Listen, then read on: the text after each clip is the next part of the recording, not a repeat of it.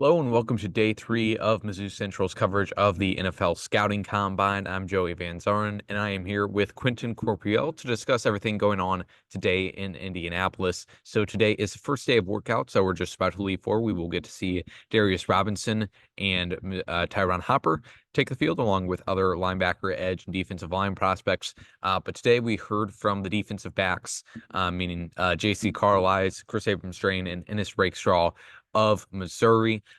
So Quentin, what was your main takeaway from hearing Ennis Rakestraw talk today? He was more vocal and elaborate than I think all 4 of his years at Missouri. He gave very insightful answers, which I was very appreciative of. So there is a good media person within him. Just took a while to Yeah. to get it out, but I thought that he shared some very great life lessons. People asked him about his career, about his arc, the knee injury he suffered in 2021, how he was able to come back from that. Just about him being a really good press corner and his mindset regarding that. I thought he gave some really, really great answers. So I particularly enjoyed talking Mhm. to Ennis Rakestraw. And then Kris Abrams-Draine, I think, Joe, if you want to speak more on that, Yep. I thought he did a really good job of talking about himself as a prospect and what made him fit for the modern NFL. Yes. What you mentioned about Ennis, though, and he was recovering from knee injuries. He had one this year that comes out for a check on the season. He suffered that ACL injury in his sophomore year that kept him out for most of that year, too. So I would be interested to see how those team interviews are going with Ennis Rakestraw, because I think he is one of those guys that will really be able to convince teams that he loves football. And that he loves the grind, that he is in it for the right reasons. As far as Kris Abrams-Draine, like you said, he definitely did a good job at selling himself to the media. And I think he was honest about his play, where he needs to improve in. I asked him about how NFL teams are kind of projecting him. Most people project him solely playing nickel in the NFL, so inside slot position.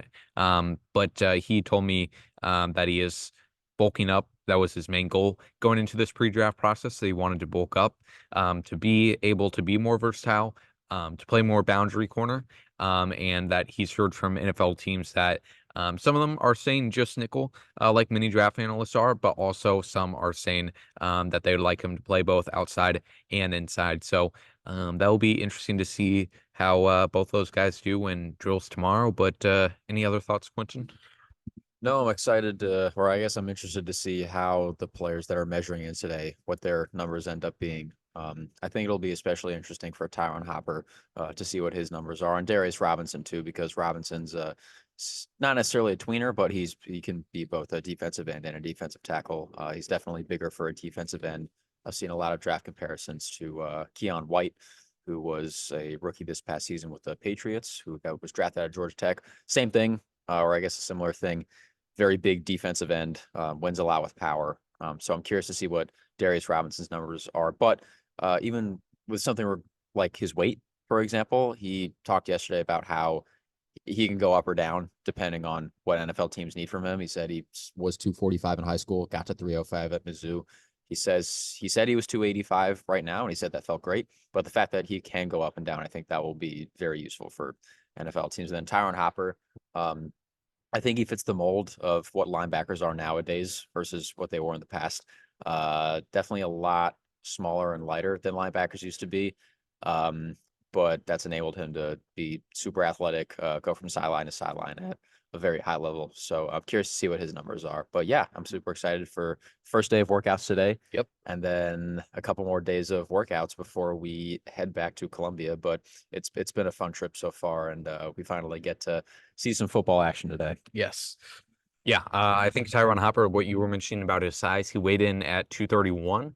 And yeah, what you mentioned about the linebackers, he's coming smaller and smaller.